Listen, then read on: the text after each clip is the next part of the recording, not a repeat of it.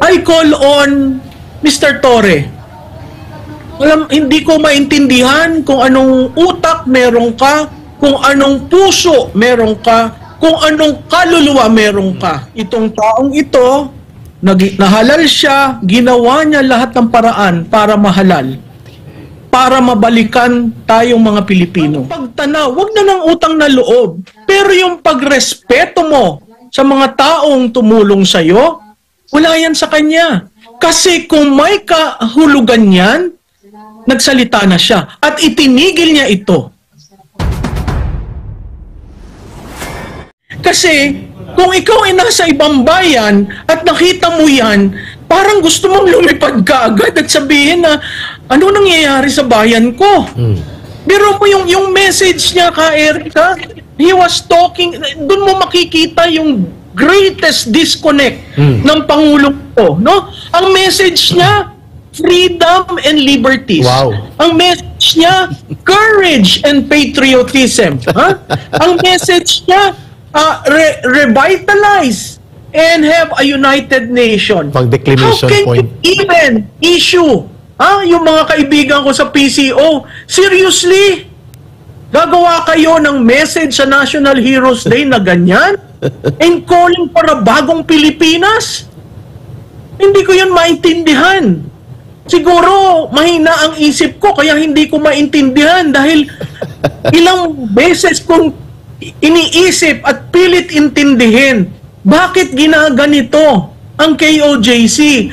May kasalanan ba si Pastor Kibuloy? Convicted na ba siya? Hindi ba nasa legal process yun?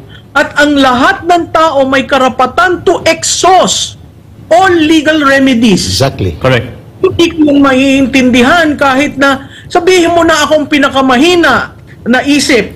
Pilit kong intindihin dahil na-elect ka bilang Pangulo. Pilit kong intindihin bakit hindi ka gumagalaw. Pilit kong intindihin na nangyayari ang krimen sa mata. Nakikita nyo. Bakit wala kayong pagkalinga, pagtugon sa sitwasyon?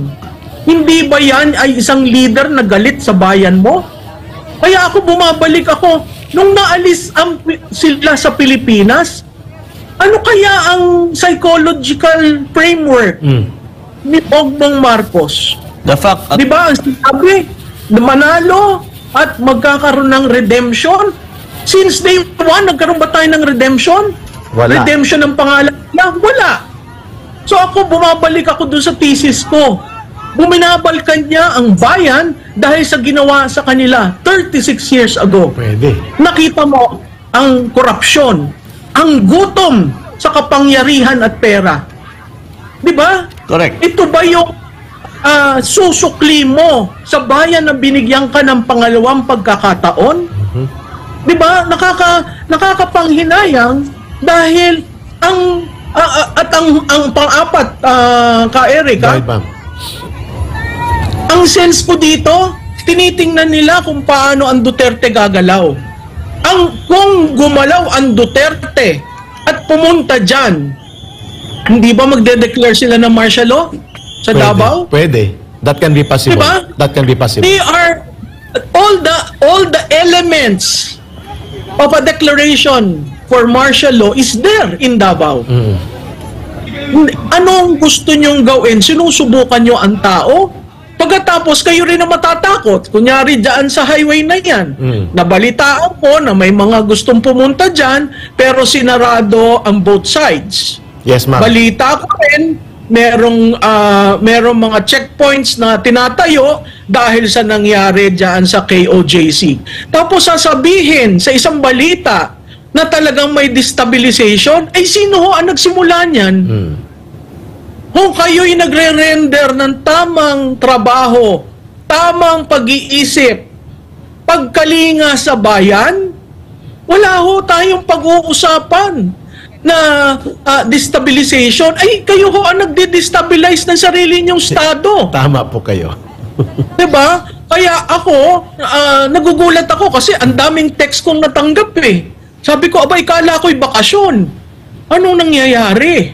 So, ako ang sense ko premeditated. Planuhan. At talagang, oo. Kasi kung hanggang mamaya, wala silang makita. Bukas, balik tayo sa trabaho. At yung kanilang binabastos na institusyon, religious and academic institution. Ang academic institution, hindi ginugurgur. Diba? Kasi yan ang ating institusyon para sa kinabukasan ng bawat Pilipino. Biro mo yung atakihin mo ang pumunta ka dyan sa institution. Kaya ako nagugulat eh. Sabi ng mga kasamahan ko nung ako'y nagbabakasyon, mabuti pa daw na hindi na ako nagbakasyon dahil panay ang tingin ko dito sa inyong coverage. At natutuwa ako, may isang page na tiningnan kami, umabot ng 5 million ha. Wow. Thank you. Kaya sabi ko, natutuwa ako yung investment ng Maisog Rally sa abroad. Yes, ang galing. Nagbibigo, no? Makikita mo na kung ang tao nasadlak na at nasawa na sa pambababoy sa kanya, ang tao ang tatayo. Correct. Hindi natin kailangan ng militar. Although, alam mo, sila ang protector. Natutuwa ako sa mga retired officers. Oo, generals. Because they are there. They were there from day one. At hanggang ngayon, nag-uusap sila, anong magagawa natin? Natutuwa ako na may mga ilang simbahan of various faith ang nag-uusap-usap. Kasi kung gagawin ito sa inyo, hindi ba dapat ma-alarm kayo? Kasi may example na sila. Yes. At I call on Mr. Torre. Hindi ko maintindihan kung anong utak meron ka, kung anong puso meron ka, kung anong kaluluwa meron ka. Dahil hindi tama ang inyong ginagawa. Ang service of a warrant should be done on, di ba, a certain time when you locate that person, hindi yung hahalug-hagun mo, pati lagayan ng sapatos. Para mo makita pati imbornal. Si pastor, pati imbornal. Naghihintay nga ako, kaya nung nanonood ako, sana pumasok ka ako. Hindi, sinara ka agad. Sinarado niya. At saka yung sinasabi niyang device niya, yung device na yun ay available sa US. Yun ay pan-check sa prison. Mga prisoners. Sine-check kung nasaan sila. Minomonitor kung nasaan sila. Biro mong intrusion at yung mga puti na kasama. Seriously, this is our domestic affairs. Lantaran eh. It is not the business of the United States to interfere in our domestic affairs. Tama po. Kayo nga, pag pumasok sa inyo sa Estados Unidos, sa mga kalaban nyo, anong ginagawa nyo? Dahil kami, ang tingin nyo ay protectorate at inalaw kayo ng aming Pangulo na pumasok dyan sa EDCA at inalaw yung Afghanistan, ipapasok na lang kayo at babasta-bastahin nyo. Wag namang ganyan. Kasi, kaya ang ibang tao, hindi na naniniwala sa Estados Unidos eh. Yes. Kasi hindi talaga kaibigan ang trato. Para kang busapos, para kang basahan. Biro mong pumasok kayo dyan. Again, I also monitored yung inyong yung mga PNP na naka-US flag, Yes. Hindi ba yung desecration ng uniform? Maya-maya sa footage, no? Oo, desecration yan ng uniform kasi meron yung batas. O yan, biro mo yan, ano siya?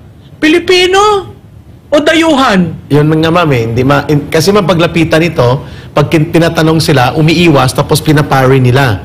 So nag-question na ngayon ng taong bayan through SMNI report na kung mayroon mga foreign troops deployed dito sa pag-assault, paglusob at pag-agaw ng compound illegally ng Kingdom of Jesus Christ at pati na po, ma'am, sa presensya ng mga Amerikanong mga klarong-klarong agents ng American government. Professor Malo, i-turn over mo na kita kay Brother Franco para sa kanyang interaction. Yes, sa akin lang, Prof, nakita naman po natin, kapansin-pansin po ang ginagawa ng administrasyon ngayon, yung mga taong tumulong po sa kanya, maliban kay Pastor, sa kanyang kampanya, at also sa ating Pangulong former President Rodrigo Roa Duterte.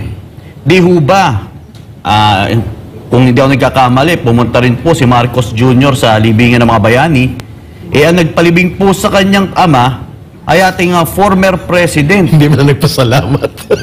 na tila kabaliktaran po ang isinukli ni Marcos Jr. sa kabaitang ginawa sa kanya ng ating former president.